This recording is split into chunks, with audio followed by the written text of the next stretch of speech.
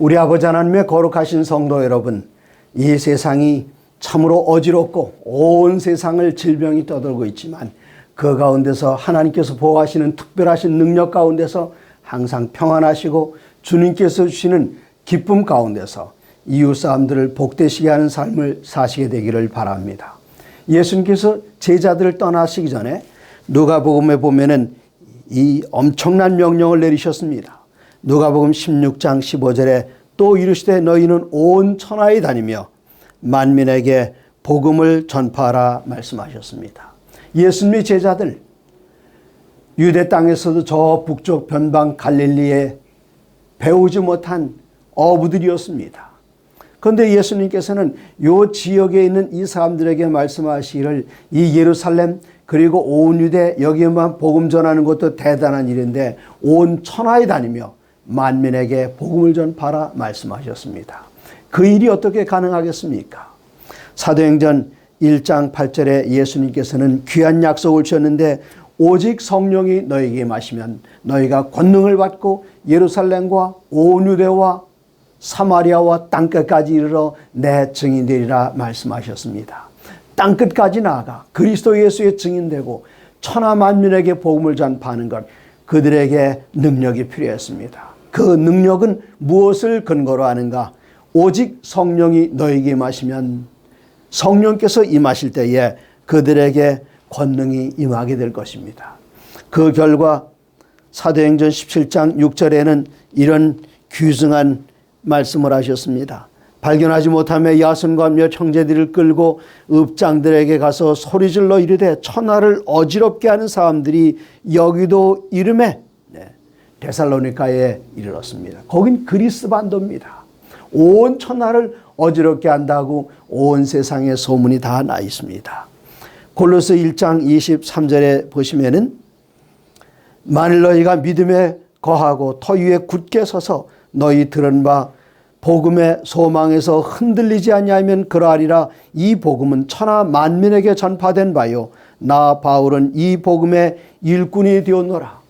예수님께 승천하신 지 지금 50년도 될까 말까 한 이때에 이 복음은 천하 만민에게 이미 전파되었습니다. 온 세상에 천하 만민에게 전파되었다고 사도 바울은 골로새 1장 23절에 선언했습니다.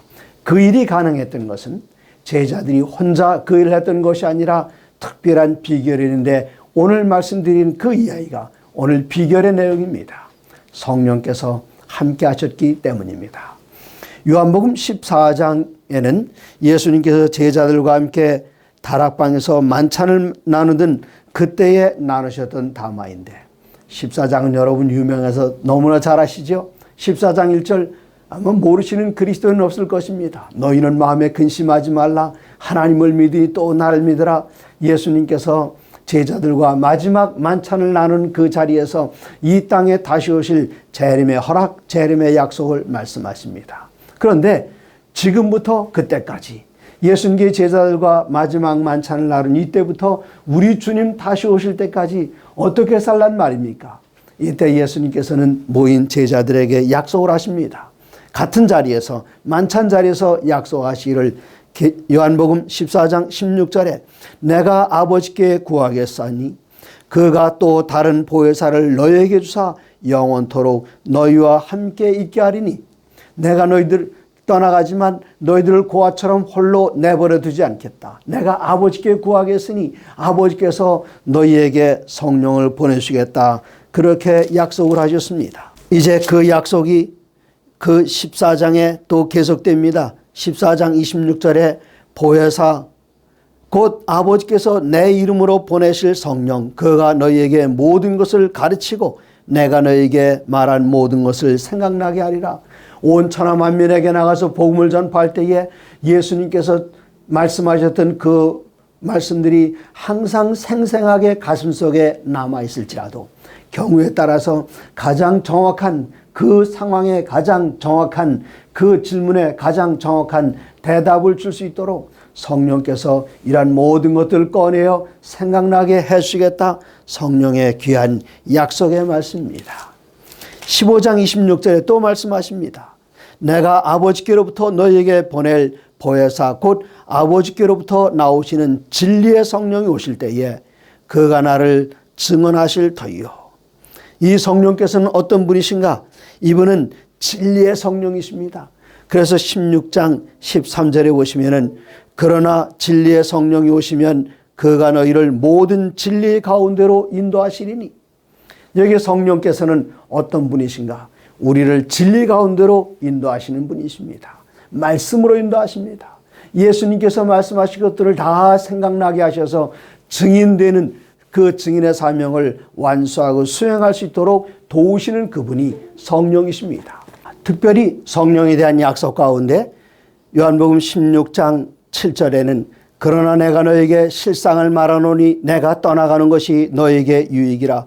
내가 떠나가지 아니하면 보혜사가 너에게로 오시지 아니할 것이요 가면 내가 그를 너에게 보내리니. 그러면 예수님께서 제자들과 3년 반 동안 계시다가 내가 떠나가는 게 유익이다. 왜 그것이 유익인가? 내가 가야만 성령께서 오실 수 있다. 성령께서 오실 때의 그 유익이란 무엇인가? 16장 8절에 그가 와서 죄에 대하여 의에 대하여 심판에 대하여 세상을 책망하시리라. 죄는 무엇인가? 예수님을 믿지 않는 것이 죄입니다. 심판은 무엇인가? 바로 이 어두움의 권세 잡은 자 사단에 대한 마귀에 대한 심판을 성령께서 우리들에게 알려준다 말씀하셨습니다. 그리고 여기에 중요한 말씀 10절에 의에 대하여라면 내가 아버지께로 가니 너희가 다시 나를 보지 못하며. 예수님께서 말씀하신 성령께서 오신 것 유익이 무엇인가? 죄에 대하여 심판에 대하여 의에 대하여 알려주신다 말씀하셨는데 의란 무엇인가? 내가 아버지께로 가니 너희가 나를 다시는 보지 못한다. 이것이 의라 말씀하셨습니다. 앞에 죄에 대하여 심판에 대하여 이해가 갑니다만 의에 대하여 이것은 우리가 잘 이해가지 않습니다. 그러나 성령께서 오시면은 우리들에게 의에 대하여 일깨우시는데 예수님께서 우리를 떠나가시니 그것이 우리의 의라 말씀하셨습니다. 그것은 무엇인가 하면 예수님께서 하늘에 가셔서 성소에서 우리를 위하여 중보해 주시고 이 마침내 마지막 때에 우리 주님께서는 하늘 지성소에 들어가셔서 우리를 위하여 중보해 주시고 우리를 의롭다 하시는 심판을 하신다는 그 말씀입니다. 옛날 속죄일 날 대제사장은 홀로 지성소에 들어갔습니다. 아무도 그를 따라 들어갈 수 없었습니다. 지성소로 들어가면 아무도 그를 보지 못합니다.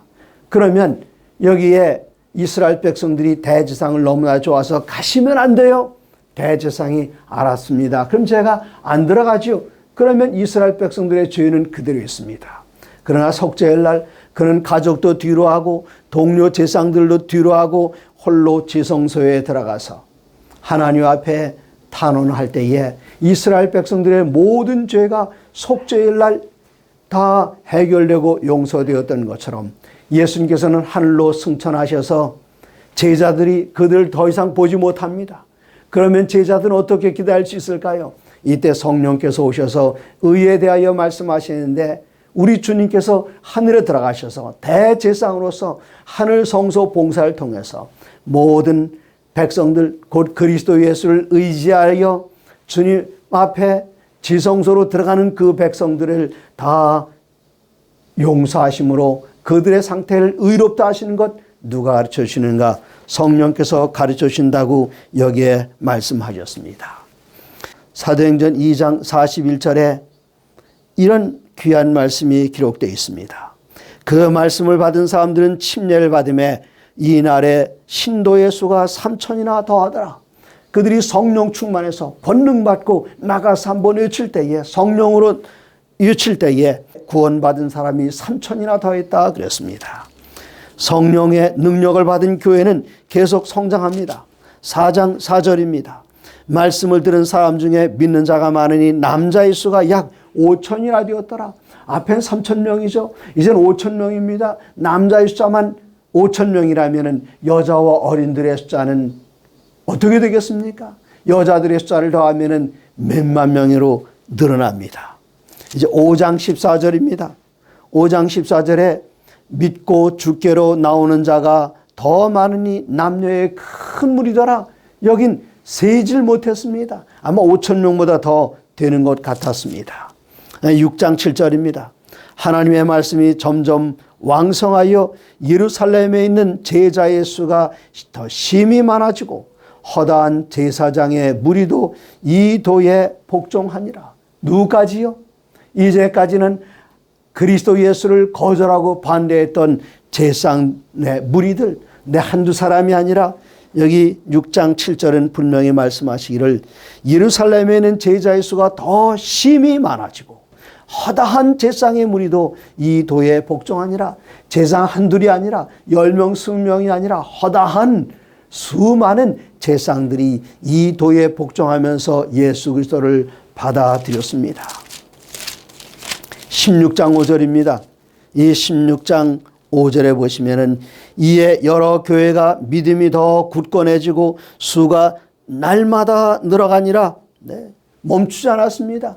그리스도 예수를 개인의 구주로 영접한 하나님의 백성들이 점점점 늘어나서 이제 마침내 제사장의 무리들까지, 그리고 예루살렘 안에서만 해도 더 사람들이 늘어나는가 하면은 이제는 경계를 넘어서 이방의 땅에 마침내 온 천하에 예수 그리스도의 이름이, 구원하시는 그 놀라운 소식이, 예수님의 희생과 부활이 온 천하에 알려지게 되었습니다. 비결은 무엇입니까? 성령께서 그들 가운데 능력으로 역사하셨기 때문입니다. 이제 7장 55절, 사도행전 7장 55절에 보시면은 성령께서 전도하는데 어떻게 역사하셨는가를 보게 됩니다.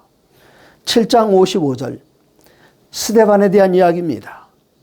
그들이 이 말을 듣고 마음에 찔려 그를 향하여 이를 갈거늘 스데반이 성령 충만하여 하늘을 우러러 주목하여 하나님의 영광과 및 예수께서 하나님 우편에 서신 것을 보고 말하되, 스데반은 그가 말씀을 증거할 때에 사람들은 그에게 돌을 던졌습니다.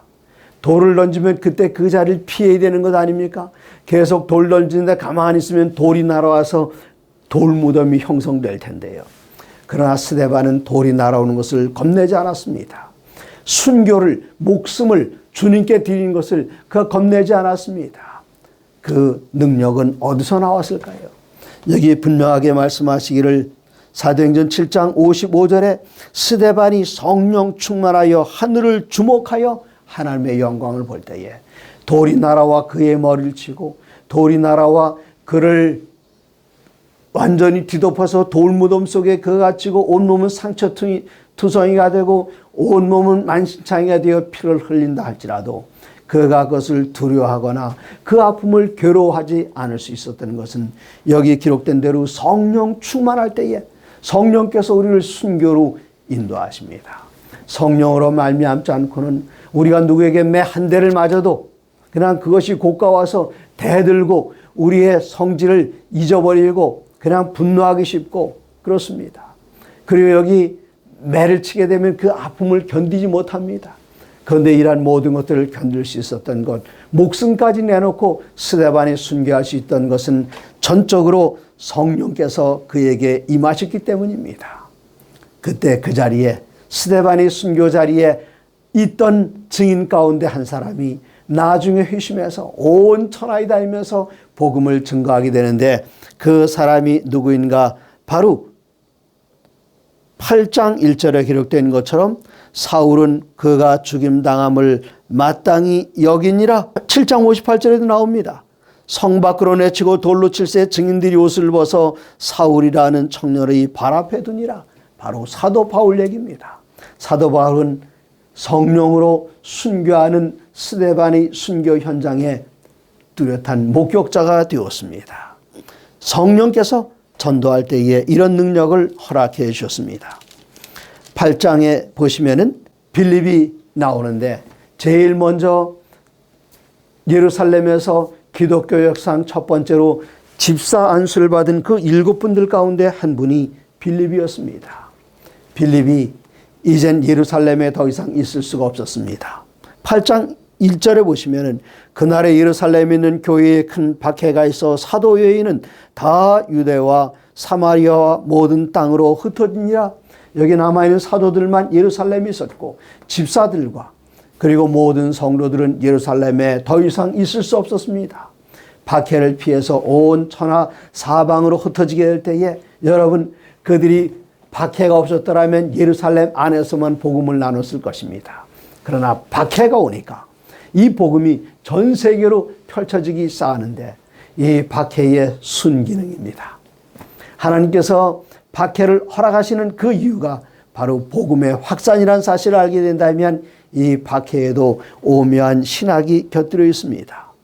이런 박해가 올 때에 26절에 8장 26절 주의 사자가 빌립에게 말하여 이르되 일어나서 남쪽으로 향하여 예루살렘에서 가사로 가는 길까지 가라. 무슨 일인지 모릅니다. 그냥 성령께서 가라 하시니까 이유도 모르고 그냥 순종해서 갔습니다. 왜 가야 되나요? 가서 뭐 해야 되나요? 묻지도 않았습니다. 성령의 인도함을 받는 아름다운 광경입니다. 일어나 가서 보니 에디오피아 사람 곧 에디오피아 여왕 간다게의 모든 국고를 맡은 관리인 내시가 예배하러 예루살렘에 왔다가 돌아가는데 수레를 타고 가면서 그냥 가는 것이 아니라 여기 두루마리를 펼쳐놓고 성경을 읽고 있었습니다. 29절 성령이 빌립더러 이르시되 이 수레로 가까이 나아가라 하시거늘 빌립이 그냥 걸어간 것이 아닙니다. 30절 성령께서 말씀하실 때에 빌립이 달려가서 그냥 한달음에 달려가서 선자 이사야의 글을 읽는 것을 듣고 말하되 읽는 것을 깨닫느냐? 여기 내시가 수레를 타고 가면서 이 말씀을 그냥 눈으로 묵상한 정도가 아니라 깊이 깨닫게 하여 마음으로 묵상하면서 입으로 읽은 것을 빌립이 듣고 달려가서 깨닫느냐? 이 구스네시를 저 에디오피아의 국고를 맡은 재정 담당 장관을 주님 앞으로 인도해서 아프리카 대륙에 복음을 전하게 했던 것, 그것은 바로 성령님의 특별하신 인도하심과 역사였습니다. 그 일이 이 일을 가능하게 했습니다. 11장으로 넘어가 보시면은 11장에 그 예루살렘에서 회의가 있었습니다. 제자들이 함께 모여서 그들이 회의도 하고 보고도 하고 그렇게 하는데 이 회의에 사도 베드로가 갔습니다. 예루살렘에서는 베드로에 대해서 궁금하게 생각했습니다.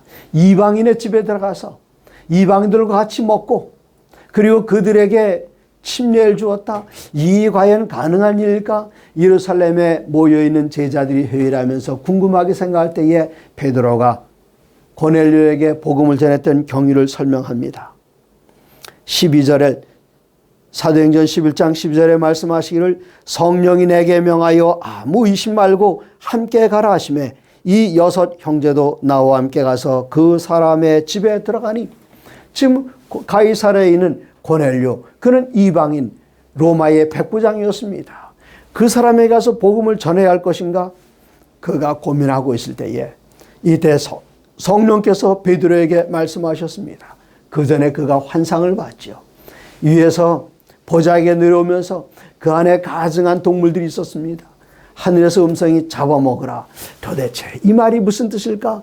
난 이렇게 부정하는 것을 한 번도 입에 댄 적이 없었는데 바로 그때에 성령께서 그의 마음 가운데 역사하셨습니다. 문 두드린 소리가 들려서 내다보니까 고넬료가 보낸 사람들이 거기 서 있었습니다. 이걸 따라가야 되나 말아야 되나? 이때 성령께서 말씀하신 것 바로 조금 전에 봤던 그 환상을 이해하게 하면서 염려하지 말고 따라가라. 11장 12절 성령이 내게 명하사 아무 의심 말고 함께 가라 하시매 지금 이방인에게 복음을 전하는 이 아름다운 역사 어디에 시작이 되는가 하면은 성령께서 그에게 명령하셨던 그 일로 된 것입니다. 15장에 보시면은 이번에는 예루살렘 총회입니다. 안디옥 교회에 큰 문제가 생겼어요. 예루살렘에서 내려온 어떤 사람들이 와서 구원을 받으면 반드시 구원받기 위해서는 할례를 받아야 한다 그랬습니다. 이때 사도 바울은 이런 짐을 왜 이방인들에게 지워야 되는가? 그러나 여기서 논란이 있었기 때문에 사도 바울은 혼자 여기에 대해서 결론을 내리지 않고 저 예루살렘 총회에 이 문제를 가지고 갔습니다. 그리고 예루살렘의 총회 사람들이 의논할 때에 성령께서 어떻게 말씀하셨는가? 사도행전 15장 28절에 성령과 우리는 이 기묘한 요긴한 것들 외에는 아무 짐도 너희에게 지우지 아니하는 것을 옳은 줄 알았노니.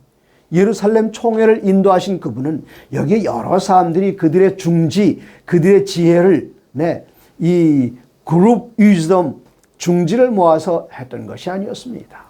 성령께서 거기에 모인 모든 사람들에게 하나님의 거룩하신 뜻을 귀띔해 줬습니다. 이렇게 할 때에 그들은 성령의 의지를 살폈고 마침내 성령께서 인도하신 대로 한 가지 결론을 내려 안디옥 교회에 전할 수 있었던 것입니다. 이러한 모든 일들이 얼마나 아름다운 일입니까? 하나님께서는 이 모든 일들에 친히 개입하시고 그들과 함께 역사하셨습니다. 이제 제가 여러분들에게 성경절들을 몇 개 좀 읽어드리겠습니다. 제가 읽어드린 이 성경절들 가운데 공통된 것이 무엇인가? 그것을 얼른 찾으신 분은 부지런히 이거 누르셔서 저요하시기 바랍니다. 물론 여러분 그렇게 하실 제가 듣는 것은 아닙니다만은 제가 성경절을 불러드리면서 읽겠습니다. 그럼 읽어드린 성경절들의 공통점 하나를 찾아보시기 바랍니다. 사도행전 4장 4절입니다. 사도행전 4장 4절 말씀을 들은 사람 중에 믿는 자가 많으니 남자의 수가 약 5천이나 되었더라. 그 다음에 4장 31절입니다.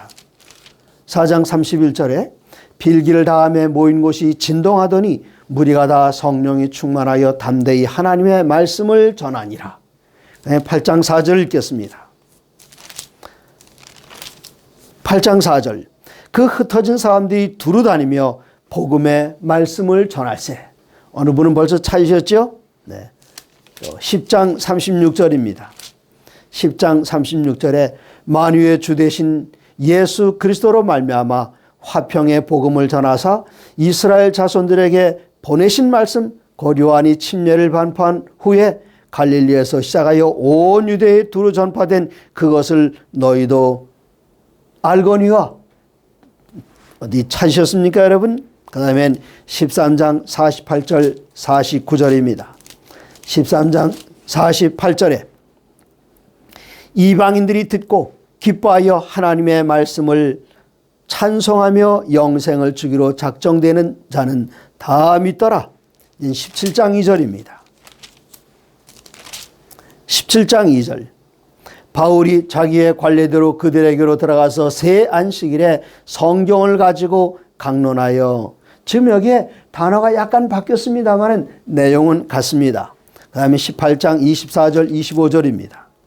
18장 24절에 알렉산드리아에서 난 아볼로라 하는 유대인이 에베소에 이르니 이 사람은 언변이 좋고 성경에 능통한 자라.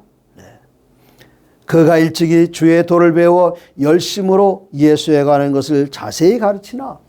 여기도 단어가 약간 바뀌긴 했습니다만 내용은 같습니다. 어디 찾으신 분 계시면 손들고 말씀해 보시겠습니까? 맞습니다. 어느 분 말씀이라고 그러셨죠? 여기 제자들은 전도할 때에 그냥 나가지 않았습니다. 그들은 예수님께로부터 보고 들은 것을 전한 것, 그 이전에 예수님에 대해서 전할 때에 보고 들은 것 이전에 그들은 무엇을 인용했는가 하면은 하나님의 기록된 말씀 가운데 예수에 대해서 증언한 것들을 꺼내놓고 사람들에게 가르쳤습니다.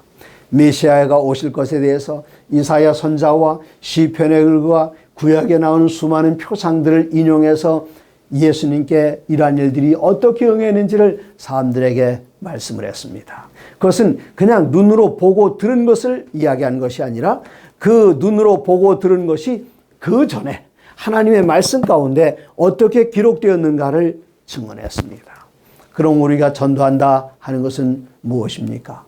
그것은 성령께서 우리들에게 가르쳐 주시고 일깨워 주시는 대로 하나님의 기록된 말씀을 사람들에게 나가서 증거하는 것, 바로 그것이 전도입니다. 그 일을 위해서 때로는 성령님께서 어떤 때는 우리가 준비하지 못한 것도 필요적절할 때에 꺼내주시는 그런 것들을 우리들은 경험을 합니다. 이 하나님의 거룩한 말씀은 사람들에게 가르치고 그들에게 들려줄 때에 어떤 작용을 합니까? 히브리서의 기자는 히브리서 4장 12절에 이렇게 기록을 합니다. 히브리서 4장 12절 하나님의 말씀은 어떤 작용을 하는가? 하나님의 말씀은 살아있고 활력이 있어 좌우의 날선 어떤 검보다도 예리하여 혼과 영과 및 관절과 골수를 찔러 쪼개기까지 하며 또 마음의 생각과 뜻을 판단하나니 하나님의 말씀은 살아있습니다. 운동력이 있습니다. 좌우에 여기 좌우 이것이 아니라 여기 칼날이 이렇게 평평하게 있다면 윗부분과 아랫부분 거기에 날이 있지요. 이게 좌우의 날선 어떤 검보다도 더 예리하여 사람들의 혼과 영과 관절과 골수를 찔러 쪼개서 사람들을 변화시키는 역할을 하는 것, 그것이 바로 하나님의 말씀, 하나님의 검, 성경 말씀입니다. 그러므로 사람들이 거듭나는 것은 어떻게 거듭나는가? 하나님께서 천지와 만물을 창조하실 때는 당신의 말씀의 능력으로 창조하셨습니다. 마찬가지로 재창조도, 그리고 사람들이 거듭나는 것도 말씀으로 이루어지는데, 사도 베드로는 베드로전서 1장 23절에 너희가 거듭난 것은 썩어질 씨로 된 것이 아니요 썩지 아니할 씨로 된 것이니 살아있고 항상 있는 하나님의 말씀으로 되었느니라. 우리가 거듭나는 것, 우리가 성령의 역사를 어떻게 받습니까? 하나님의 말씀을 통해서 받습니다. 계속 읽으면 이 세상의 모든 것은 다 없어지지만 베드로전서 1장 24절에 모든 육체는 풀과 같고 그 모든 영광은 풀의 꽃과 같으니 풀은 마르고 꽃은 떨어지되 1장 25절 한번 따라서 해보시기 바랍니다. 오직 주의 말씀은 세세토록 있도다.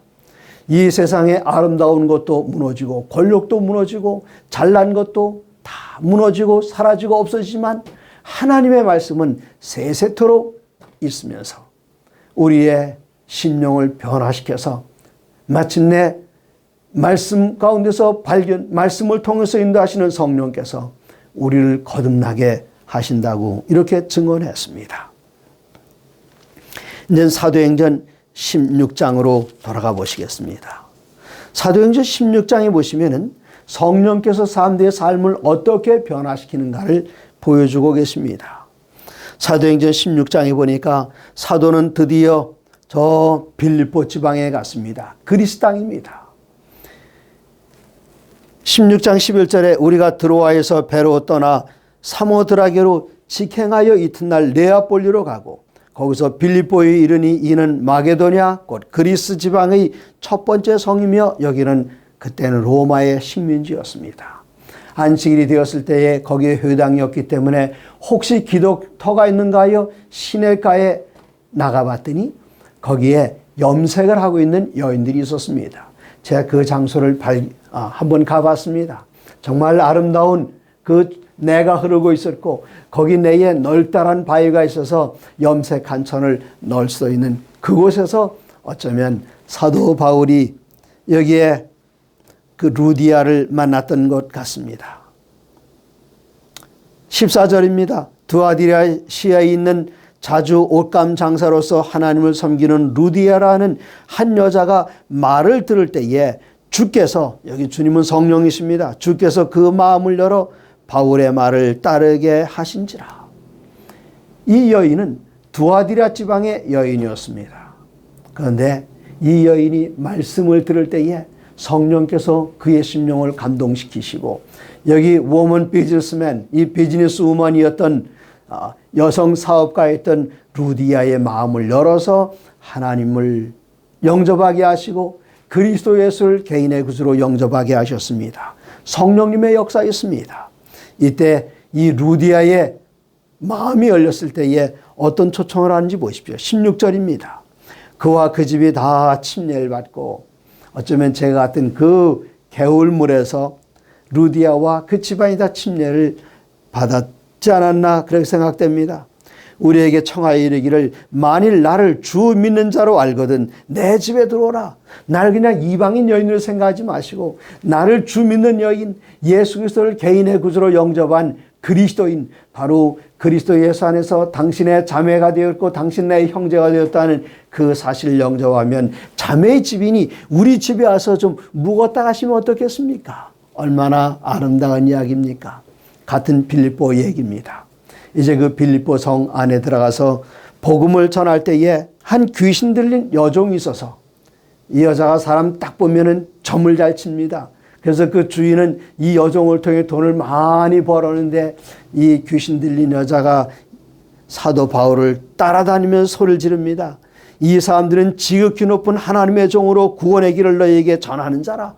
그랬더니 이 주님을 영접하고 받아들인 사람들이 있어서 이 여인이 온전하게 되어서 이 귀신 들린 여종, 그 주인은 점치는 것을 통해 돈을 벌었는데 이젠 돈 못 벌게 되었습니다. 그래서 이 사도 바울을 고소했습니다. 그랬더니 사도 바울과 함께 있던 그의 동료는 그날 저녁 감옥에 갇히게 되었고 밤새도록 매맞았습니다. 그런데 어떤 일이 납니까? 16장 24절에 많이 친 후에 옥에 가두니 간수에게 명하여 든든히 지키라 하니 이제 깊은 옥에 가뒀습니다. 한참 맞고 들어갔으면 그날 밤 얼마나 아프다고 신음을 했겠습니까? 근데 여기 사도 바울과 신라는 어떻게 했는가? 16장 25절 한밤중에 바울과 신라가 기도하고 하나님을 찬송하며 이렇게 예수의 이름으로 매맞았는데 찬송할 일이 있겠습니까? 그럴 때에 죄수들이 들었어요. 그때에 지진이 일어났습니다. 옥토가 깨졌습니다. 이때 간수가 잠을 자다 깜짝 놀랐어요. 지하 감옥에 있는 이들이 옥이 터졌으면 얼마나 좋은 기회입니까? 다 도망갔을 줄 알았습니다. 자기 책임을 통감한 나머지 자기를 찔러 죽으려고 할 때에 내 몸을 해하지 말라. 너무나도 깜짝 놀라서 이 간수가 말합니다. 선생들아, 우리가 어찌할꼬? 네, 우리가 어찌할꼬? 이때 그 유명한 말을 남기죠. 16장 31절 이르되 주 예수를 믿으라. 그리하면 너와 네 집이 구원을 얻으리라. 이때 이 간수 모든 집안 식구들이 예수님을 믿고 그날 밤 침례를 받았습니다. 그리고 17장으로 넘어가 보시면은 17장 33절입니다. 이에 바울이 그들 가운데 떠나며 몇 사람이 그를 가까이하여 믿으니 그 중에는 아레오바고 관리 디오누시오와 다말이라는 여자와 또 다른 사람들도 있었더라. 이제 사도 바울은 그곳을 떠나서 아테네까지 들어갔습니다. 이 아테네 그 신전 밑에 보면은 아레오바고라는 언덕이 있어요. 그 언덕에서는 사람들이 자주 모여서 토론을 벌입니다. 철학자들이 모여서 그들의 지혜를 겨루면서 토론을 나누는데 여기 새로운 사도 바울에게 당신이 생각하는 건 뭐냐? 뭘 믿느냐? 이때 사도 바울이 말씀을 전가했습니다. 그리고 그 아레오바고 언덕에는 여기 법정의 관리들이 모여서 법정 자문을 구하는 그런 사무실이 있었는데 그 사무실의 관리가 디오누시였습니다. 이 사람 헬라 사람, 그리스 사람인데 이 그리스의 관리도 믿게 되었습니다. 그리고 18장에 더 가보시면은 18장 8절입니다. 또 이번엔 고린도에 갔습니다. 고린도에 갔을 때에 18장 8절에 회당장 그리스보가 온 집안과 더불어 주를 믿으며 수많은 고린도 사람도 듣고 믿어 침례를 받더라. 이제 성령께서 역사하실 때에 사람들의 심령이 변화되고 그들의 마음을 쪼개서 회개하게 되고 그리스도 예수를 믿는 도리에 들어오게 되겠는데 그 가운데는 이방인들, 그리스인들도 포함됐다는 사실을 말씀하십니다. 이제 우리 전도하러 나갈 때에 반드시 혼자 나가면 안 됩니다. 누가 함께 하시기를 먼저 구해야 될까요? 성령께서 임하실 때에 우리가 권능을 받고 나아가 예수의 증인이 될 뿐만 아니라 성령께서 임하실 때에 우리에게 말씀을 생각나게 하시고 증거할 수 있게 해주십니다. 오늘도 말씀을 증거하기 위하여 때를 얻든지 못 얻든지 나가시는 여러분들에게 하나님의 거룩한 영께서 함께 하시기를 간절히 바랍니다.